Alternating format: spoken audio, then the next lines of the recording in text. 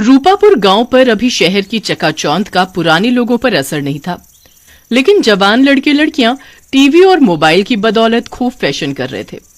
वहां एक ही नाई था बिरजू, जो एक ही तरह के छोटे छोटे बाल काट पाता या फिर उस तरह चलाकर बिल्कुल गंजा कर देता था। बिरजू का एक बेटा था बलबीर, जो फिल्मी दुनिया में खोया रहता था और कुछ भी नहीं करता था। उसने अपना नाम भी बलबीर से बदलकर फैशन में बॉबी कर लिया था। एक दिन बिरजू ने उससे कहा, बेटा बलबीर, का तुम इसी तरह हमरा जी जलाओगे? कुछ काम नहीं करोगे का?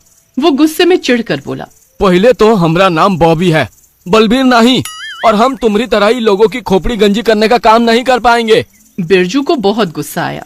वो बोला, जब तुम अपना काम भी नहीं कर पाओगे तो बेटा यहाँ से निकल जाओ, हम भी अब तुम्हारा बोझ नहीं ढो सकते।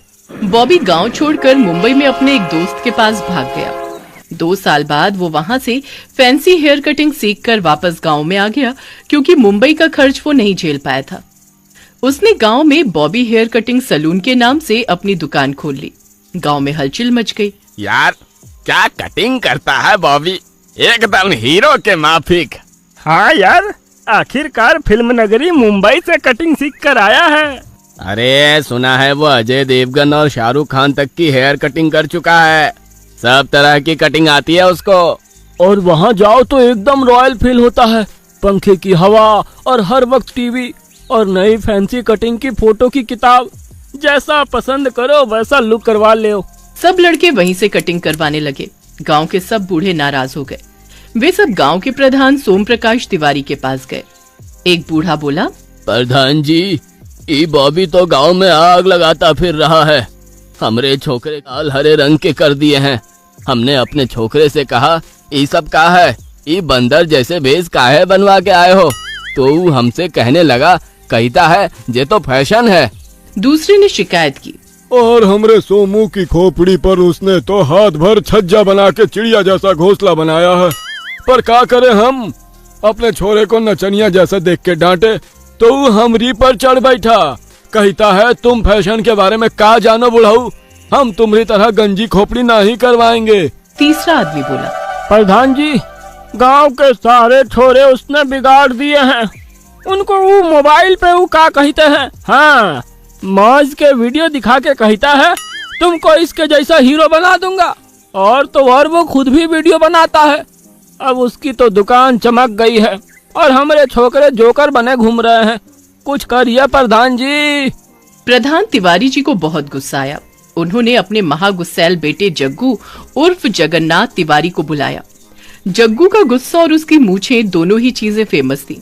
उसको अपनी मूछों से बहुत प्यार था। उतना ही प्यार उसको खूबसूरत चंपा से भी था, लेकिन चंपा उसे पसंद ही नहीं करती थी। तिवारी जी ने कहा, जग्गू, जाओ और उस बॉबी की दुकान को तोड़ फाड़ कर दुरुस्त कर दो। वो हमारे गांव का माहौल खराब कर रहा है। उसे ऐसा सबक सिखाओ कि वो जिंदगी भर ना भूले। हो सके तो उसे गांव से ही भगा दो। जग्गू बोला, ठीक है पिताजी, मैं अभी जाता हूँ और उसको सुधार कर ही लौटूंगा। सभी बूढ़े मुस्कुराते हुए चले गए कि अब आफत आई बॉबी की। बड़ा आया नाई का बच्चा काबिल बनकर, अब मजा चखेगा। जग्गू अकड़ते हुए बॉबी की दुकान पर पहुंचा। उसने डपटते हुए कहा, क्यों बे शैतान के बच्चे, तूने पूरे गांव के सीधे साधे लड़के को बिगाड़ रखा है। अब तेरी मक्कारी यहाँ नहीं चलेगी। बॉबी बहुत चालाक था। वो बहुत दिनों से समझ रहा था कि गांव के बुजुर्ग उसके खिलाफ हैं। कई बार धमका भी चुके हैं, लेकिन आज उन्होंने उसके खिलाफ जग्गू को ही उतार दिया है। अब वो अपनी जान बचाने की जुगत सोचने लगा।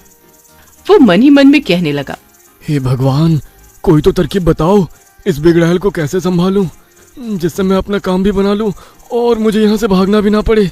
अचानक उसे याद आया कि जग्गू चंपा को बहुत प्यार करता है। उसे अब एक तरकीब समझ में आ गई।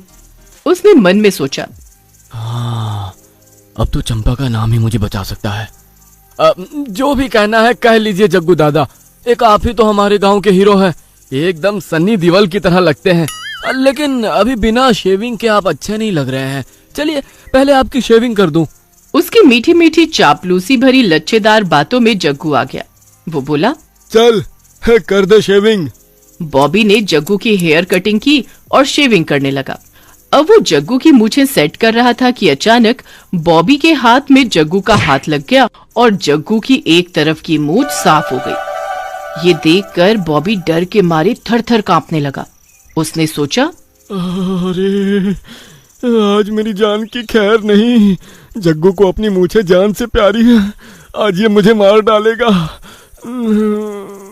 लेकिन वो बहुत ज्यादा चतुर था।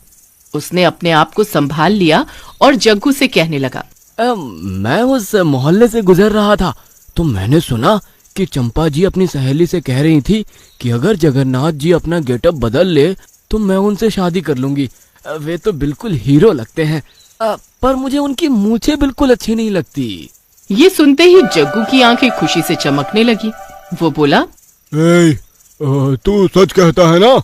अगर तेरी बात झूठ निकली तो मैं तेरी गर्दन दबाकर तुझे मार डालूंगा। हाँ। बॉबी बोला, अरे मेरी मौसी खुद कहती है कि चंपा जी आपको बहुत पसंद करती है। मेरी मौसी उसी मोहल्ले में रहती है ना, बस आपकी मूछें ही आपकी शादी में बाधा बन रही है। जग्गू ने कहा, मैं मूछें हटवा दूं तो लोग मेरी हंसी उड़ाएंगे। बॉबी ने सलाह दी, अरे आप मूछें हटाकर फैंसी कपड़े पहनकर चंपा जी के सामने जाना, वो शादी के लिए हाँ कर देंगे। आप उनसे शादी कर लेना और सबके सामने आप नकली मूछें लगा लेना। मैं वीडियो बनाता हूँ, मेरे पास नकली मूछें हैं। जब आपकी शादी हो जाए तो आप फिर से असली मूछें रख लेना, तब तक असली मूछें आ भी जाएंगी। तो फिर तू जल्दी से मेरा चेहरा क्लीन शेव कर दे। ये सुनते ही बॉबी का चेहरा खुशी से चमकने लगा। आज उसने अपनी चतुराई से अपनी जान बचा ली थी। जग्गू का क्लीन शेव चेहरा करके उसने शीशा दिखाया तो जग्गू बहुत खुश हुआ। वो बॉबी से बोला, लेकिन अब मेरा रिश्ता कराने की तेरी ही जिम्मेदारी है। अगर चंपा ने मुझसे शादी नहीं की तो सोच मैं तेरा क्या हाल करूंगा। बॉबी बोला, ए हुजूर, आप इसकी चिंता मत करें, ये जिम्मेदारी मेरी है। ये कहकर उसने नकली मूछें लाकर जग्गू के चेहरे पर चिपका दी। अब तो जग्गू बहुत खुश हो गया। उसने फौरन 500 का नोट बॉबी को दिया और कहा, बस अब तू फटाफट मेरी शादी के इंतजाम में लग जा। अगर तूने मेरी शादी करा दी तो यहाँ पर तेरी दुकान परमानेंट और पक्की है। तुझे यहाँ से हटाने वाला कोई नहीं है, नहीं तो फिर तू सोच ले। बॉबी ने सोचा, जान बची तो लाखों पाए। उसने फैंसी कपड़ों में जग्गू की फोटो खींची और मोबाइल लेकर चंपा के घर पहुंचा। उसने वो फोटो चंपा को दिखाया और कहा, अरे जगन्नाथ जी तुमको इतना ज्यादा प्यार करते हैं कि तुम्हारे लिए अपना पूरा हुलिया ही बदल डाला है। वे बहुत अमीर है, आप महारानी बनकर रहोगी। अब शादी के लिए हाँ कर दो, ऐसा जीवन साथी पाकर आपका जीवन धन्य हो जाएगा। चंपा ने देखा सचमुच जग्गू बहुत सुंदर लग रहा था। उसने शर्मा कर हाँ कर दी। बॉबी खुशी से झूम उठा। अगले महीने जग्गू और चंपा की शादी हो गई। बॉबी ने चतुराई से अपनी जिंदगी संवार ली।